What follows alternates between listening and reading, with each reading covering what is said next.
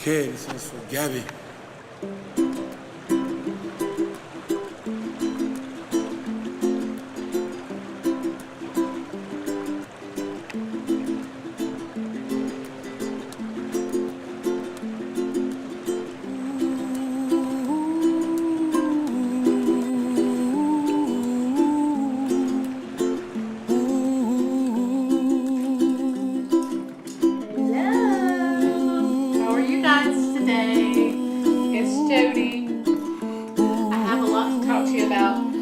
First and foremost, yes, I know I'm a little blinged up today.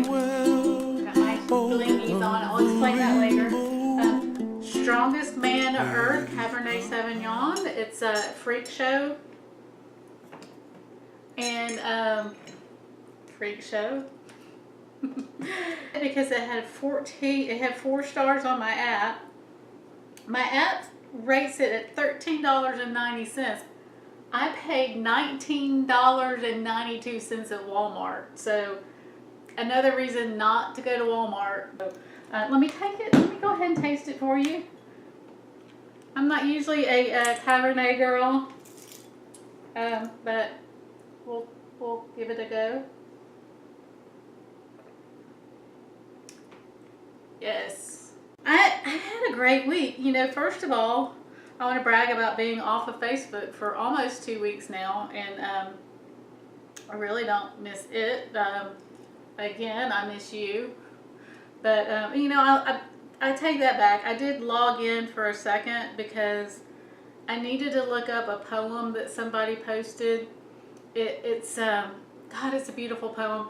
Natalie's brother Stan had posted it about several months ago, and it's called "The Moon," and I fell in love with the poems.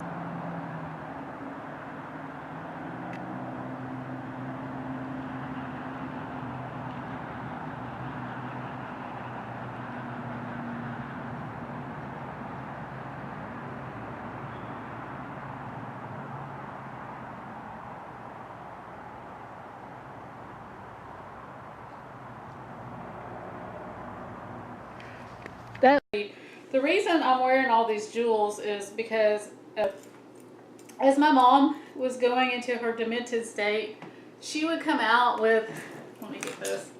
I would go to see her, and every time I would go to see her, she'd come out with little hobo bags like this. And you would unwrap them, and there would be like a lot of broken jewelry, mismatched jewelry. Every now and then you'd get some very nice jewelry.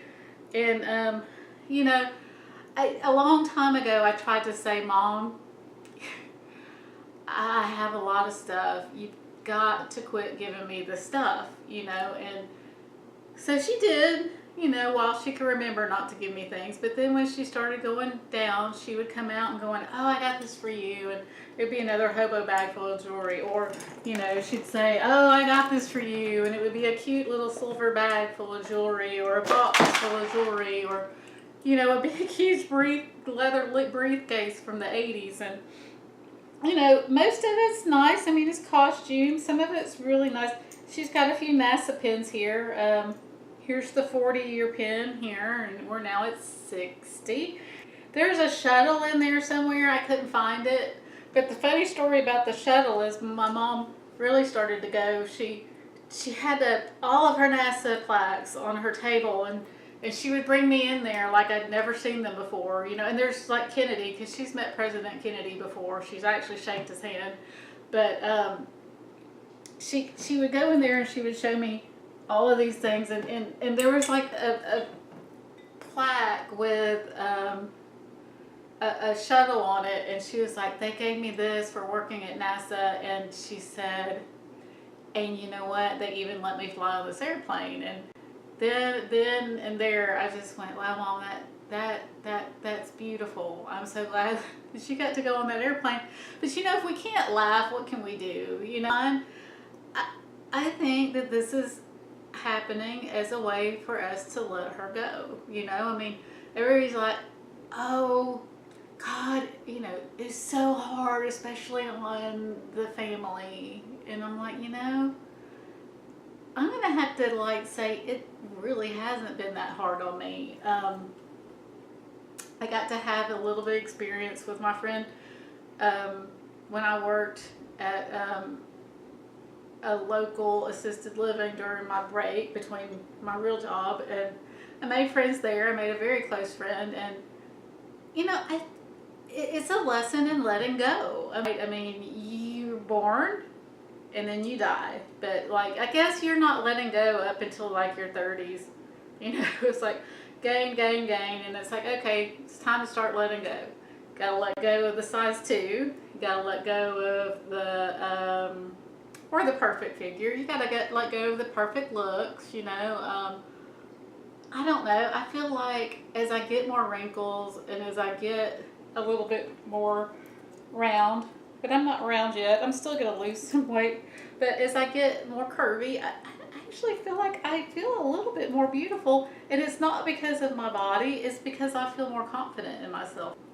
I feel like I'm beginning to know what life is all about, and I could go back to my 20s when I was insecure and I turned heads, but why would I do that? I could go back to my 20s when I was insecure and I turned heads, but why would I do that? I just don't think I want to do that. But anyway, yeah, these bags and all these jewels.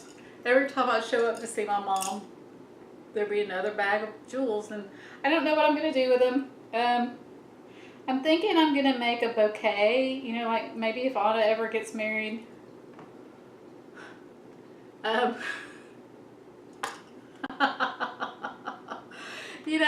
just not very romantic anymore. Bless Joe's heart, and he wishes I was. He wishes I were. If she gets married, fine. If she doesn't, fine. When I see all these girls holding up their rings, like, look at me, I'm engaged. I'm like, oh shit, which one of them are going to get divorced? It doesn't matter. It doesn't matter. It's beautiful, and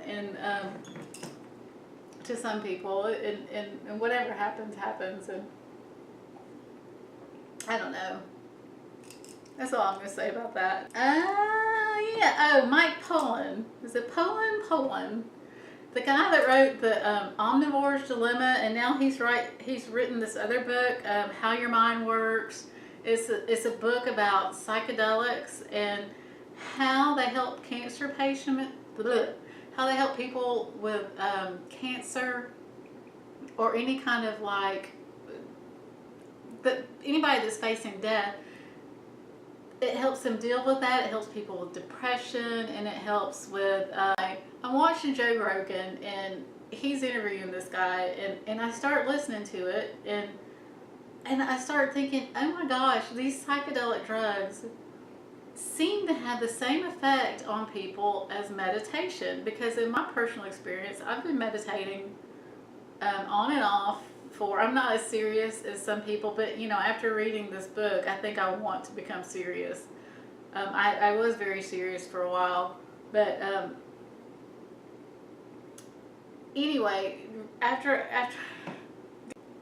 meditation and psychedelic drugs seem to have the same effect on people's minds. People that are faced with death, they tend to, if they go to a research center where they're doing the psychedelic drugs, and they have monitors there so that in case you have a bad trip, they're there to help you through it. They don't recommend it for anybody that has bipolar or any kind of mental disorders in their family. So anyway, but all these people that went in, they came out with a profound spiritual experience, and none of them were afraid of death, and it's helped people. The psychedelics have helped people quit smoking. People have gone in and they've gone through an experience, and they're like, wow, life is so wonderful and profound. I don't need these cigarettes, maybe I don't need this glass of wine, but meditation is supposed to have the same effect too. I think it takes a little bit longer, I guess the psychedelic drugs is like, hey, boom, you're, I just don't, I don't have the desire to do the psychedelic drugs. maybe if I was diagnosed with cancer tomorrow, I might change my mind, right?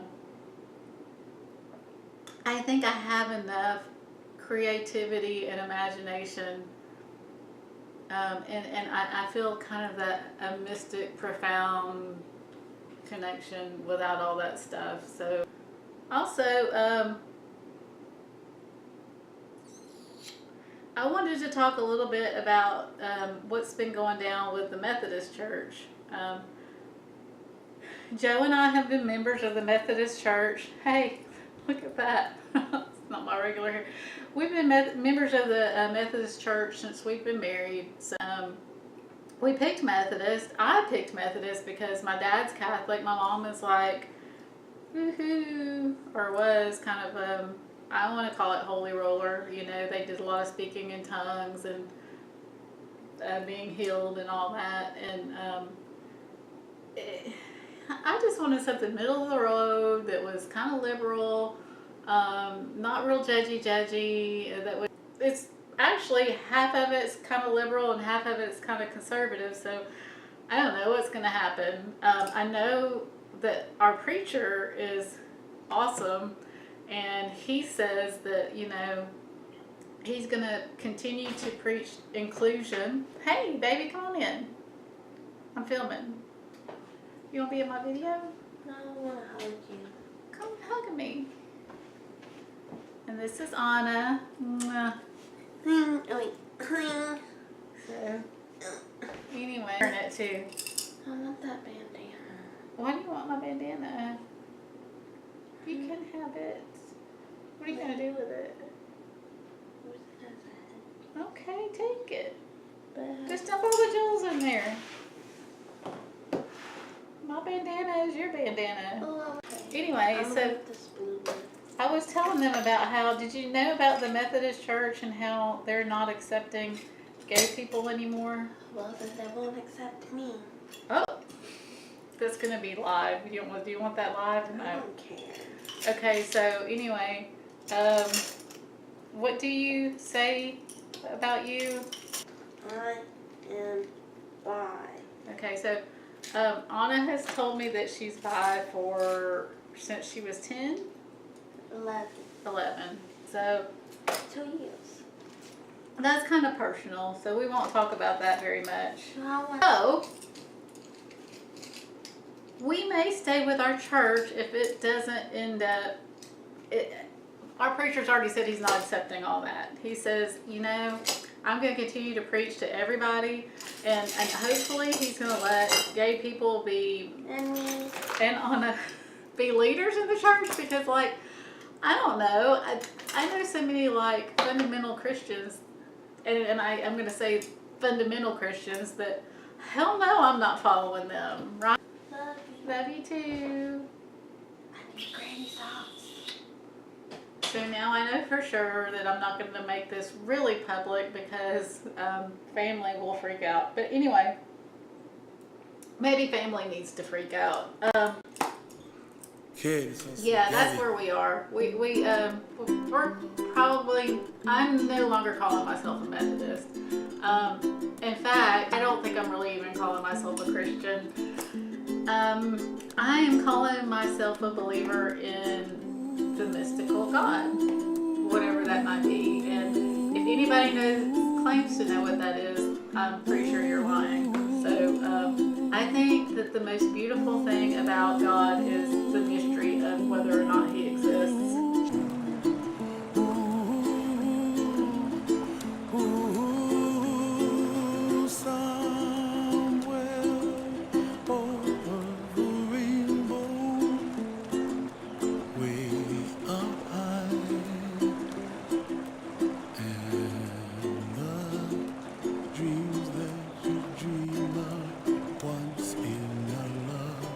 The